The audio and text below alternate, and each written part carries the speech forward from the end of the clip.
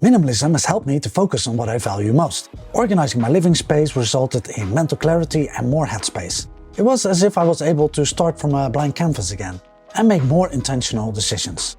Minimalism has also had a positive effect on how I use my digital devices and do my work online.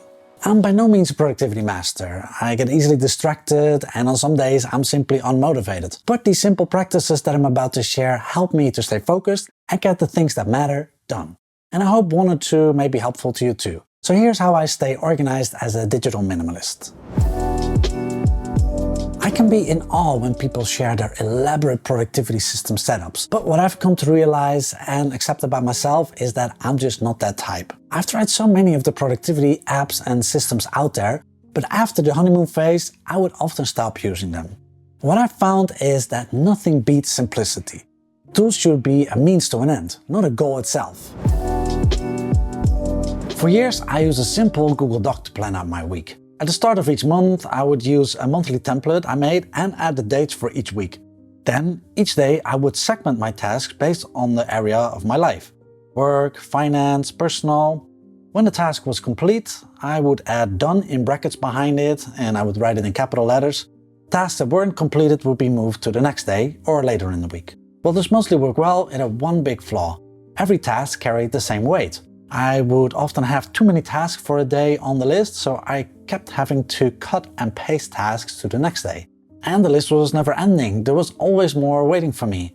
And the list would get even longer when I started adding things that weren't really tasks, like an article I wanted to read later or a story I didn't want to forget. The final issue I had with this setup was that I had to make sure that the dates were correct, because I wasn't using a calendar. All my appointments went into this Google Doc. So last year I ditched the Google Doc and I switched to a combination of Google Calendar and the Eisenhower matrix in Notion. I only use my calendar for date-specific appointments, so meetings, flights, birthdays. All other tasks go into the Eisenhower matrix in Notion, for which I use a free template. I will link to that template in the description below. The Eisenhower matrix is a task management tool that lets you organize and prioritize tasks by urgency and importance. It's based on a quote attributed to Dwight D. Eisenhower, the 34th President of the United States.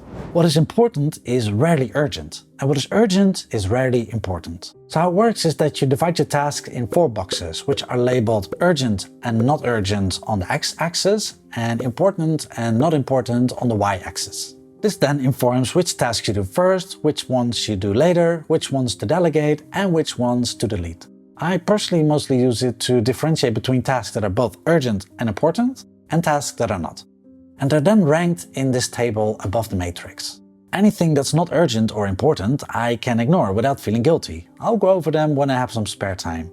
Or I'll delete them when they've been on the list for a while and I come to the conclusion that it's so unimportant it doesn't need to get done at all. I set up separate pages in Notion for things I want to check out later. Those could be articles or books I want to read, movies or TV shows I'd like to watch later, recipes I want to try out. Those all used to clutter my Google Doc to-do list and were part of the reason that it felt overwhelming. My current system is pretty simple. I know it's not as fancy as those of some of the productivity gurus out there, but it works for me and that's what matters. Maybe you've heard that we can't multitask when it comes to tasks that require conscious thought. When we try, what's really happening is that we're constantly switching between the different tasks that we're trying to do simultaneously. It's not possible for us to seamlessly switch from one task to another. When we switch from one task to the next, fragments of the last task remain in our attentional space, and it gets messy. Drafting a document, then reading and replying to a text message, discussing an upcoming presentation with a colleague, then back to the document. By switching activities like that, our attention is split, with part of it still focused on the previous task. This is called attention residue. In deep work, Cal Newport writes that to produce at your peak level, you need to work for extended periods with full concentration on a single task, free from distraction. That's why I like to batch similar tasks. This allows my brain to get up to speed on the task I want to tackle. So with YouTube, for instance, I like to batch script writing, sometimes 5 to 8 videos at a time. And I do the same for recording these videos and editing the videos. But I'm not rigid though. If I've been editing videos all week and it's just really draining on me, I can tell that I'm slowing down, I allow myself to switch to another task, like script writing, even if that means I have not finished editing yet. But by staying organized most of the time, by batching tasks most of the time, I get way more done than if I were to switch between tasks every single day.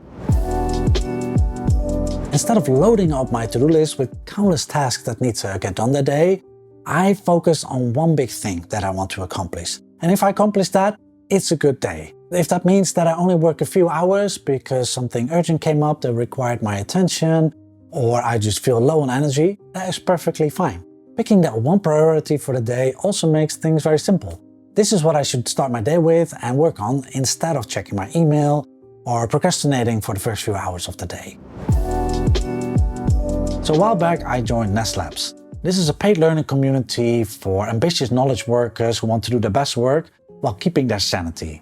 And in Nest Labs there is a course called Mindful Productivity. It's taught by the founder Anne-Laure Leconf, and she talks about this concept of plus, minus, next. This is a method to quickly review your week and make a plan for the next one. Here's how it works.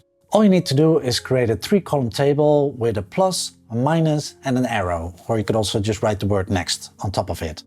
You can do this in a spreadsheet or Notion, or you can just take a pen and a piece of paper. In the plus column you write down what went well this week. In the minus, what didn't go so well this week. And in the last column you write down what to focus on next week. It's not supposed to be an extensive review of the week. 1-sentence bullets are enough. This exercise only takes 5 minutes. It's flexible because there's no need to separate personal and business activities, and you can do it anywhere with any tool.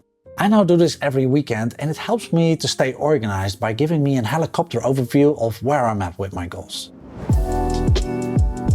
Even though batching tasks and ranking them by priority makes a big difference in staying organized, I am prone to procrastination just like anyone else. Tim Urban wrote a great article about procrastination on his Wait But Why blog, explaining how we have a rational decision maker in our brain, as well as an instant gratification monkey. I will link to it in the description below. Knowing myself, I have set up systems to keep this monkey in check. When I do deep work, I put my phone in another room or out of sight and on airplane mode.